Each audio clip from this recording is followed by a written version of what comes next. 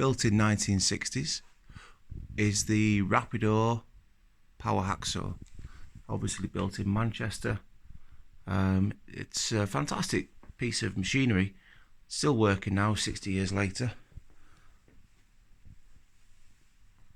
I'll demonstrate how it all works very shortly. As far as I know, it has been in this school from new. Probably used to get used a lot more than what it does now. It's got inside the mechanism there's a cam wheel. When the cam rotates, it pushes down on a little piston there. There's a little piston right there, just at the tip of my finger. When that moves up and down, it pumps. There is a hydraulic pump mechanism, which in turn pumps lubrication through this pipe and then out of this tap here, which will then drip onto the blade of the hacksaw. The teeth of the blade are pointing forwards, away from the mechanics of the machinery. There's lubrication on the blade at the moment. We use this stuff, keeps the blade from becoming too hot, whilst it's causing all the friction cutting into the metals that we place inside of this clamp. So the clamp is just like a desk vise, like an engineer's vise. You just turn this handle. At the moment there's a pin that's come out which connects the crank handle to the back. No, it's actually to the inside of this moving jaw. So in order to open the jaws, you can loosen the handle as much as you want, but then you'd have to just manually push that jaw backwards. You can do miter cuts with it. You just have to slacken off these 26mm, well, 1 inch as it was, Imperial in them days, 1 inch bolt heads, slacken them off, turn the two jaws at roughly the same angle. Once you put your material in there to start cutting, and you clamp these, if you slacken these off first, put your material in, clamp the work up, these two jaws will then find their parallel adjustment angles, so you can then tighten up the bolt heads. So you would tighten up the bolt heads. You've got a run-off table here, so you can put if you're using maybe a metre or more length of metal, you place it into the jaw there, and you could rest the other end onto the run-off stand or the run-off roller here.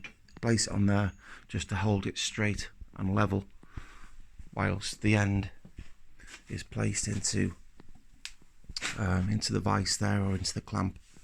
You then lower by hand. You will then lower the arm of the blade, lower it down onto metalwork. I'm going to show you how that all functions in a second. Just want to show you some of the features of the machine first.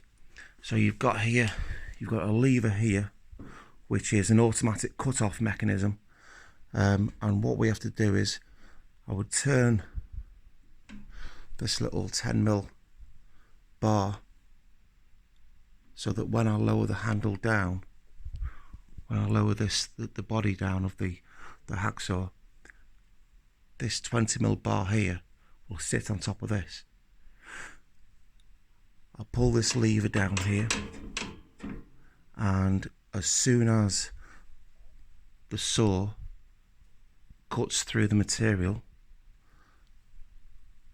this bar touches the top of that and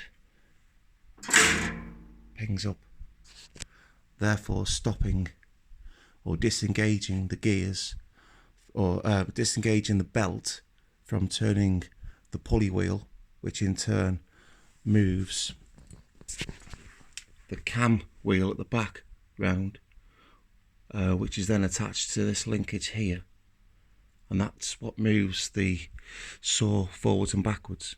So this linkage here is very important linkage. That's the power, that's the drive pushing the saw blade forward and backward. But the reason why this turns is because it's attached, it's like an old steam train. It's attached to a cam, and the cam is an off-centered wheel. So when the cam wheel turns round, like a kind of like a clown's bicycle wheel, it's off-centered, so the pushing linkage will push the saw forwards and backwards every time the wheel turns round. If the linkage was attached in the centre of the cam wheel, the saw blade wouldn't move at all. But because it's attached to the outside of the cam wheel, it means that every time the cam wheel turns, it loops round like this, pushing the linkage and then pushing the saw blade forward and backward. It's got two support bars because the arm of the saw is very heavy. It has two support bars here, which are encased into a cast iron shell. These need oiling on a regular basis, again to reduce friction and just give you a more smooth cutting action.